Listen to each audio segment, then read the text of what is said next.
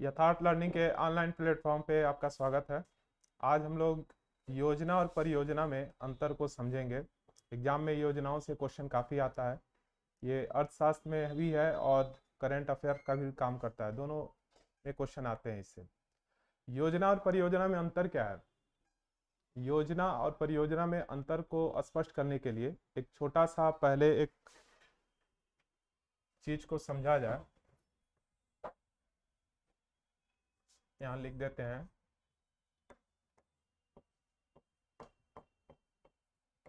योजना परियोजना।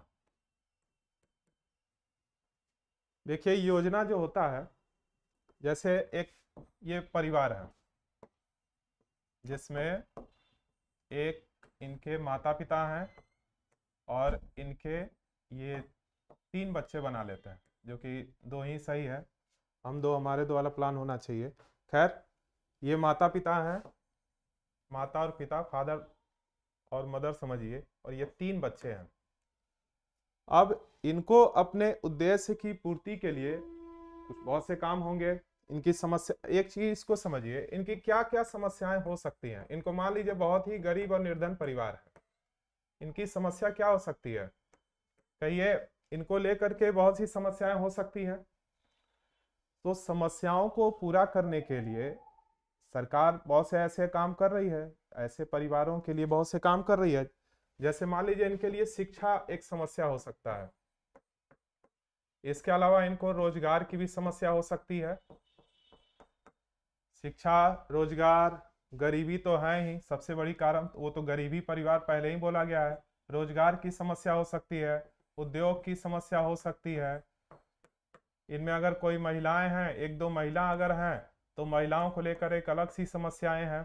समाज में बहुत सी समस्याएं महिलाओं को, अगर महिलाओं को भी लेकर के देखें तो बहुत सी समस्या है। सुरक्षा को लेकर समस्या है, पढ़ने लिखने को लेकर समस्या है, या फिर आगे रोजगार पाने में भी उनका एक बहुत बड़ा समस्या है। तो दोनों के लिए समस्या है, लेकिन इनकी भी एक समस्या है। तो इस परिवार को अपनी और भी बहुत सी समस्याएं हैं, स्वास्थ्य को लेकर के समस्या है, या फिर जो भी इनकी समस्याएं हैं, इस समस्या को पूरा करने के लिए परिवार क्या करेगा? इस समस्या को पूरा करने के लिए यह परिवार पहला कदम क्या उठाएगा? कोशिश करेगा कि अपने समस्याओं को सीमित किया जाए। सीमित किया जाए मतलब, आपके पास पैसा अगर 100 ही रुपया है, तो आप चाहेंगे ना कि हम उसी सेक्टर में खर्च करें जहां बहुत जो ज्यादा इंपॉर्टेंट हो। तो ये परिवार भी क्या करेगा? बहुत सी समस्याओं को काटता चला जाएगा। हो सके शिक्षा पे काट दे, उद्योग तो इसके पास पूंजी है ही नहीं, तो करेगा कहां से? स्वास्थ्य में भी बड़ी अगर बीमारी हो गई तो उसको भी यह समस्या नहीं, ये पूरा नहीं कर पाएगा। इसको एक जो बनाया हुआ उस पर देखा जाए पहले। देखिए, पूरे भारत में या पूरे राज्य में कोई भी गांव हो या परिवार हो, उन सभी लोगों की समस्याएं अलग अलग होती हैं। एक गरीब फैमिली के लिए समस्याएं अलग हो सकती हैं, दूसरे व्यक्ति के लिए वो समस्या अलग हो सकती है, या उससे बेहतर व्यक्ति के लिए भी अलग हो सकती है। और यही हाल राज्यों का भी है। कई बार उदाहरण दिए हैं कि बिहार और उत्तर प्रदेश के लिए शिक्षा और रोजगार ज्यादा बड़ी समस्या है तुलना में किसके? केरला के। केरला में शिक्षा उतनी बड़ी समस्या नहीं है जितना कि इस क्षेत्र में समस्याएं वो हैं। तो फिर वापस से आते हैं, योजना और परियोजना में अंतर क्या है? योजना का मतलब होता है किसी समस्या को लेकर अपने प्लान बनाना पूरा करने के लिए, कि इसे कैसे पूरा किया जाए। और परियोजना का मतलब होता है उस जो बना हुआ प्लान है, जो योजनाएं बनी हैं, उसको जमीनी स्तर पे यानी छोटे स्तर पे उसको प्रोजेक्ट, जिसको इंग्लिश में प्रोजेक्ट कहते हैं, उसको इंप्लीमेंट करना, लागू करना। परियोजनाएं छोटे क्षेत्रीय लोग उसका लाभ ज्यादा उठा पाते हैं। जैसे क्षेत्रीय लोग उसका लाभ ज्यादा उठा पाते हैं, इसको ऐसे समझिए,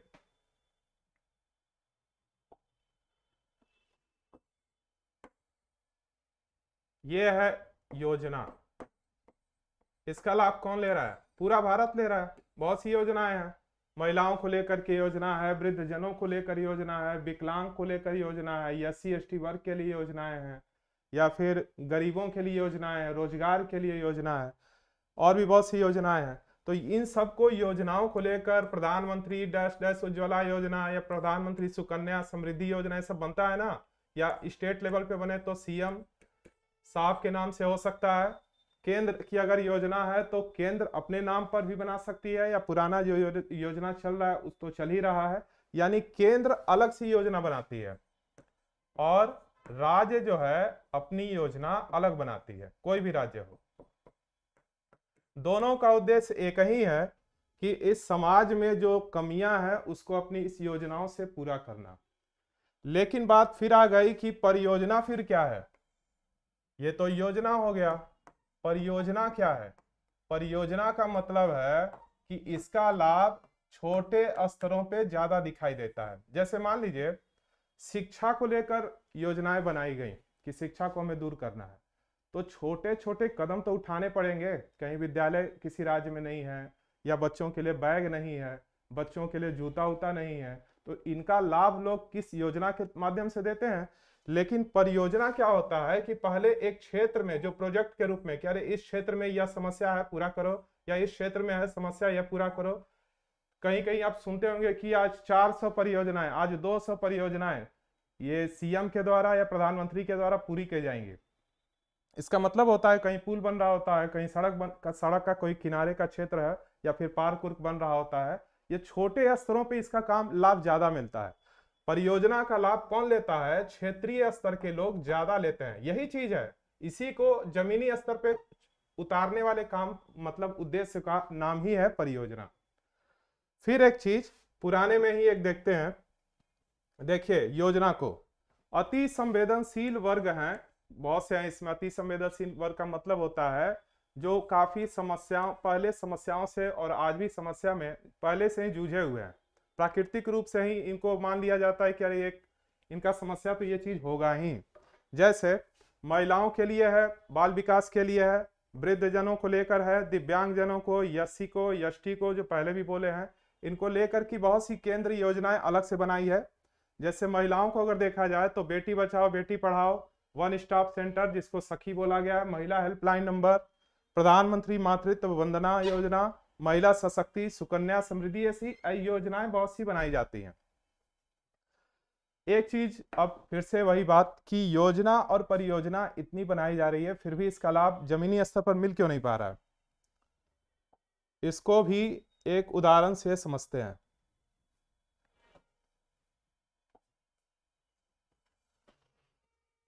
जैसे मान लेते हैं यह एक गांव है,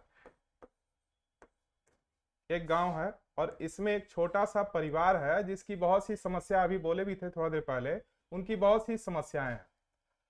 अब इनकी जो समस्या है इसको पूरा करने के लिए ऐसे बहुत से लोग घर होंगे या गांव होंगे जिसमें बहुत सी फैमिली होगी जिसकी बहुत सी समस्याएं होंगी, बच्चों को लेकर, शिक्षा को लेकर, महिलाएं को लेकर के, या फिर गरीबी है, रोजगार को लेकर, कोई भी चिकित्सा को लेकर कोई भी समस्या हो तो वो क्या करेगा? पहले तो अपनी लड़ाई खुद ही लड़ेगा। लेकिन समाज में जब ऐसे वर्गों की संख्याएं जब ज्यादा होती हैं तो सरकार भी उसको लेकर कदम उठाती है, और सरकार इसको लेकर के क्या करेगी? इनके लिए कुछ योजनाओं का घोषणा कर देगी कि हाँ ऐसे लोगों के लिए ये योजनाएं बनाई जाएंगी। अब मान लीजिए ये तो एक घर की बात हो गई, ऐसे ही मान लीजिए इस पूरे गांव में बहुत से घर होंगे, हर व्यक्ति का समस्या भी अलग अलग होगा। इसमें जो कॉमन समस्या है उसको छानकर सरकार तो योजना बना ली, लेकिन अब इस गांव की भी एक जन समस्या भी होगी। एक तो घर की समस्या अलग हो गई, हो सके इस गांव में सड़क ना हो सके यहाँ खेलने के लिए पार्क ना हो, पढ़ने के लिए विद्यालय ना हो, या फिर छोटे मोटे अपने इन लोग के गांव की अगर कोई मतलब उत्पादन अच्छा होता है बाजार का निर्माण ना हो। बहुत सी समस्याएं ये क्या होंगी? जन की समस्या है। किसी एक आदमी को नहीं ना है कि हमारे लिए सड़क की समस्या है या पार्क की समस्या। ये समस्या किसकी है? ये पूरे गांव की समस्या है, अगर इस गांव के उदाहरण से देखा जाए तो अगर किसी व्यक्ति की समस्या हो या पूरे जन की समस्या हो, दोनों को ध्यान में रखते हुए सरकार योजनाओं को लेकर सामने आती है। इसको ये सभी समस्याओं को लेकर के कई गैर संवैधानिक संस्थाएं भी चलती हैं जिसको बोला जाता है, जैसे आपका एनजीओ है, एसएचजी है, गैर सहकारी संगठन है, या फिर एसएचजी भी है, सेल्फ ये जो SHG है और NGO है, ये दोनों संस्थाएं भी चलती हैं और भी बहुत सी संस्थाएं चलती हैं। ये भी वही सरकार की उद्देश्यों को साथ में अपने आप को कंप्लीट करने में सहयोग देती हैं। सेल्फ हेल्प ग्रुप इसको बोलते हैं, स्वयं सहायता संगठन। तो ये संस्थाएं भी चल रही हैं, सरकार अलग से काम कर रही है, राज्य अलग से काम कर रहा है, फिर भी समस्या जस की तस तो नहीं कर सकते आजादी से लेकर अभी तक, लेकिन बहुत से समस्याएं बहुत सी दूर हुई हैं, लेकिन अभी भी समस्याएं आप देखते होंगे कि बनी हुई है। इसका कारण क्या है कि जमीनी स्तर पे हमें योजना और परियोजना का उतना लाभ नहीं मिल पाता जितना रियल में हमें मिलना चाहिए।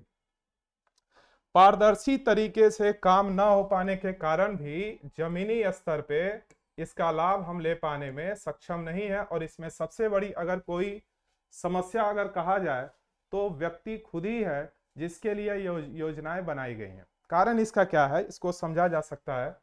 जैसे मान लीजिए आपके लिए केंद्र एक बजट तैयार करती है। योजनाओं को जानने के लिए सबसे अच्छा रास्ता है बजट।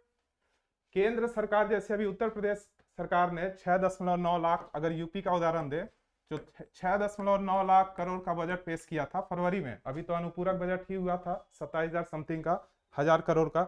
लेकिन अगर हम केंद्र के उस बजट की बात करें जो फरवरी में पूरा हुआ मतलब लाया गया, तो इसमें आप देखेंगे कि सरकार क्या करती है, अपने इस राज्य को, उत्तर प्रदेश राज्य को, जो समस्याएं किसी व्यक्ति विशेष की हो, मतलब जितने वर्ग हैं उनके लिए हो, आरक्षित वर्ग हो या फिर कमजोर वर्ग हो, जो भी हो वर्ग हो, या फिर गरीबों के लिए हो, महिलाओं के लिए हो, वो समस्या, या फिर जन को लेकर के जो समस्याएं हैं, सड़क हुआ, चिकित्सा हुआ, ये सबकी समस्याएं हैं, रोजगार देना हुआ, इसको लेकर के सरकार क्या करती है, बजट बनाती है।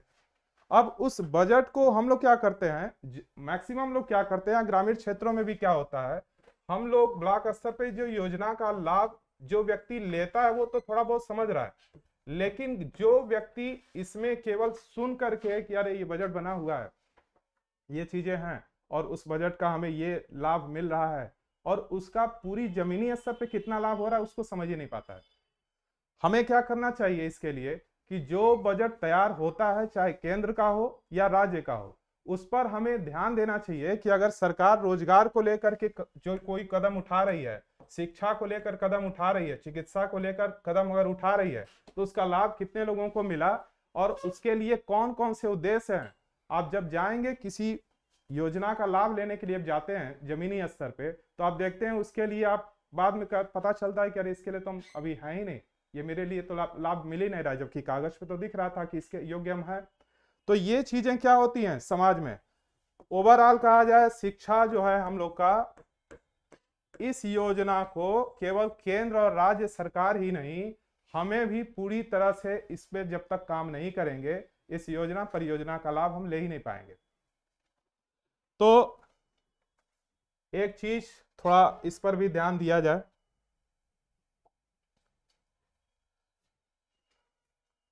पर्यावरण, जैसे एक एक पर थोड़ा बात किया जाए।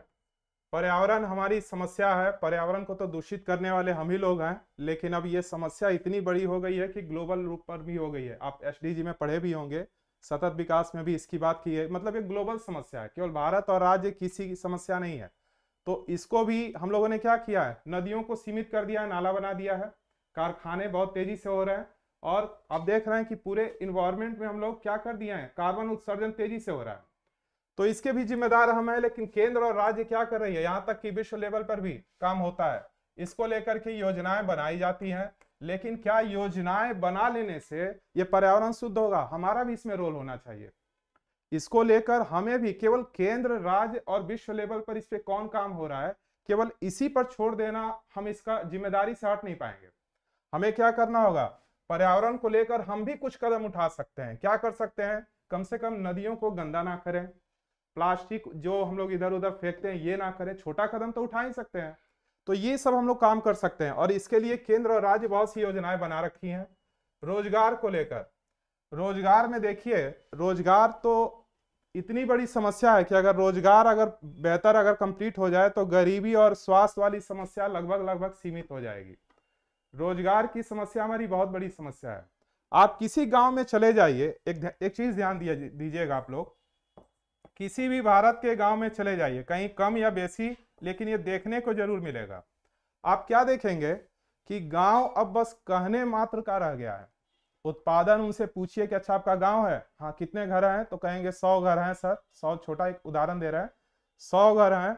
और उनसे कहा जाए कि अच्छा खेती का आप रिस्पॉन्स दिखाइए, कितना गेहूं हुआ, कितना चावल हुआ, तो पता चलेगा कि सर इसमें तो 10 ही लोग के पास गांव में खेती है। सारे खेत क्या हो रहा है, तेजी से शहरीकरण का शिकार भी होते जा रहा है। और गांव क्या हो गया है, लगभग लगभग सरकारी योजनाओं पर कहीं ना कहीं, अगर स्पष्ट बोला जाए तो सरकारी योजनाओं पर ज्यादातर निर्भर जैसी व्यवस्था हो रही है। और ऐसा नहीं है कि लगभग गांव की वही बात हो रही है। शुरुआत जैसे नदियों को हम लोग नाला बनाते गए, वैसे ही ग्रामीण क्षेत्रों में भी हमारा शहर का क्या हो गया है, बहुत तेजी से उसकी तरफ हम लोग भाग रहे हैं कि एक अच्छा ये गांव मिला है, चलो इसको भी थोड़ा शोषित करते हैं उसी हिसाब से। यानी हम लोग को क्या करना होगा, रोजगार के लिए केवल गवर्नमेंट सेक्टर नहीं, गवर्नमेंट सेक्टर तो है ही कितना, 2-2.5% ही है, लेकिन रोजगार के लिए हमें भी अपना स्टार्टअप लेना होगा, छोटे छोटे उद्योग करने होंगे, छोटे छोटे उद्योग को बढ़ावा देना होगा। इसको अगर इसी गांव में देखें तो आपको बहुत से लोग दिखाई देंगे कि केवल जो कृषि पर ही निर्भर होंगे। गांव में, गांव का मतलब ही है किसान, हम लोग गांव का मतलब क्या समझते हैं, किसान, और सही भी है। तो 65% कहा तो जाता है कि हमारे यहाँ ग्रामीण सेक्टर है, लेकिन अगर इस गांव में देखें तो केवल कृषि ही नहीं, आप चाहें तो इसमें बहुत से नए रोजगार को भी तेजी से आगे ला सकते हैं, हो भी रहा है। जैसे 1 डिस्ट्रिक्ट 1 प्रोडक्ट भी है, इसको लेकर के हो सकते हैं, स्टार्टअप कर सकते हैं, मछली पालन करिए, दूध को लेकर दुग्ध उत्पादन कर सकते हैं, या अगर आपके ग्रामीण क्षेत्र में कोई खेल को अगर लेकर के आगे आ जाए तो भी एक अच्छा, बहुत से चीजें हो सकती हैं।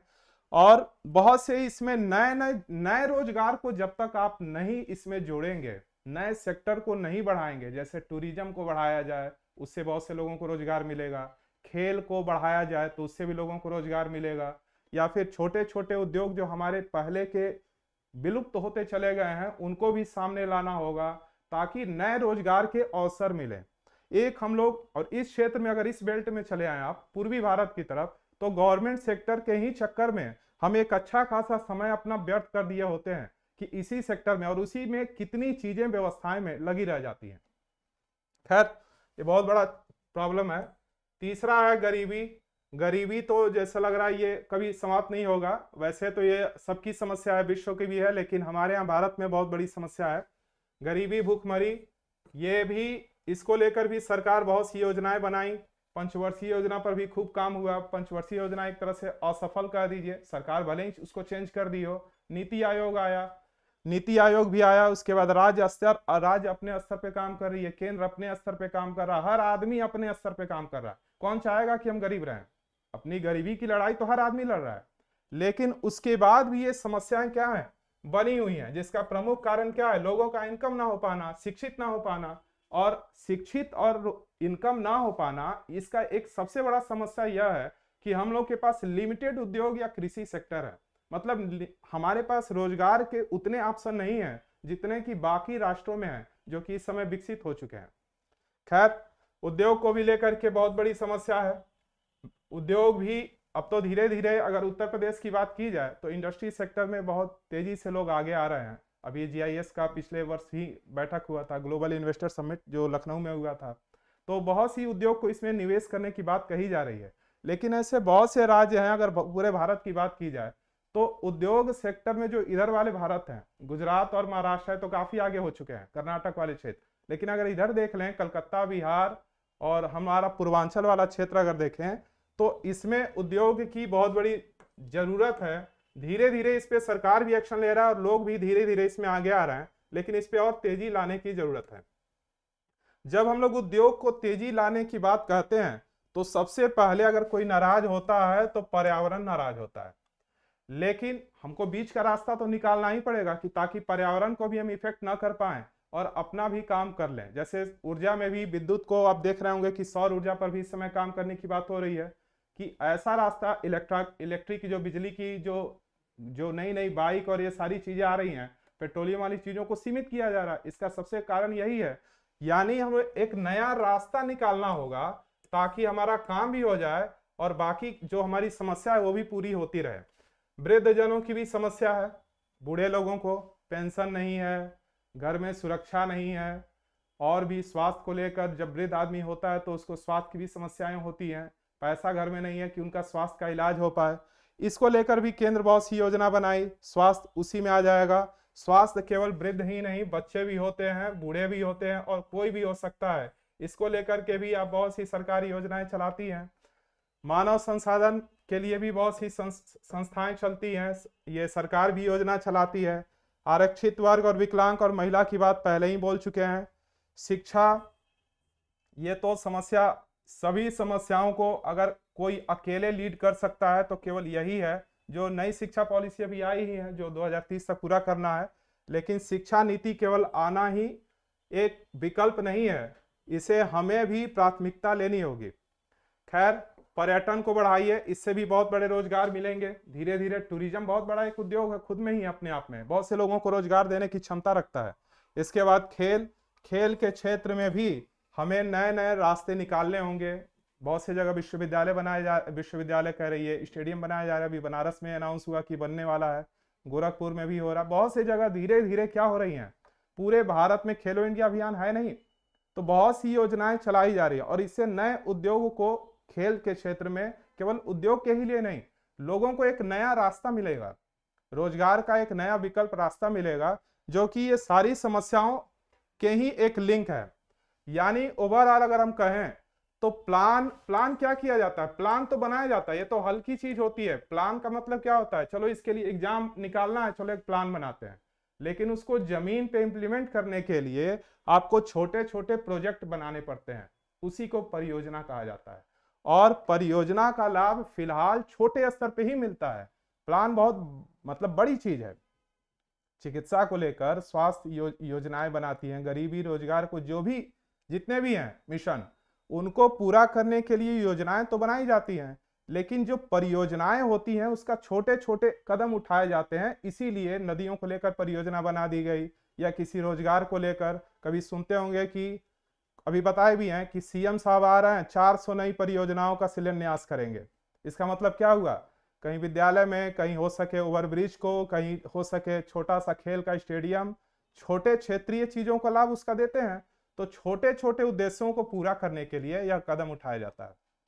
अंत में एक चीज यही कहना चाहेंगे कि केंद्र की एग्जाम की दृष्टि से अगर बात की जाए, कि केंद्र हो या राज्य हो, सरकारी योजनाओं को तो जानिए ही, बजट को भी बेहतर ढंग से खंगालिए, और हो सके तो इसके बारे में सबसे बेहतर है कि जितनी समस्याएं हैं खुद एक विकल्प के रूप में तलाशने का काम करते रहिए। जैसे पर्यावरण को, रोजगार को या शिक्षा को लेकर के बहुत सी नीतियां भी बनाई गई। वृद्धजन नीति बनाई गई है, शिक्षा नीति बनाई गई है, भूखमरी के लिए बनाई गई है। तो ये सारी जो नीतियां अलग सेक्टरें काम कर रही हैं, बहुत से एनजीओ और संस्थाएं काम कर रही हैं, इनको लेकर जो जो कदम उठाए गए हैं, एक शिक्षित वर्ग ही इसको लेकर आगे नहीं आएगा तो बाकी लोगों से आप कैसे उम्मीद कर पाएंगे कि ये भारत पूरी तरह से जान पाएगा कि हमारे लिए मिशन क्या है।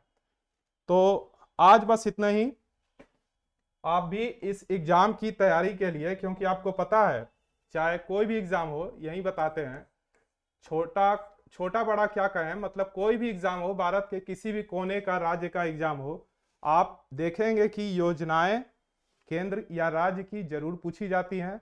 आप एक एक योजना बनाएं, उसके डेट, किस डेट से वो प्रारंभ है, उसका मिशन क्या है, इसके टारगेट क्या है, और केंद्र और बजट, जिस राज्य से आप बिलोंग करते हो, उस राज्य में, उस बजट में उसका कितना रूप मिला है, उसको जानने का प्रयास करें।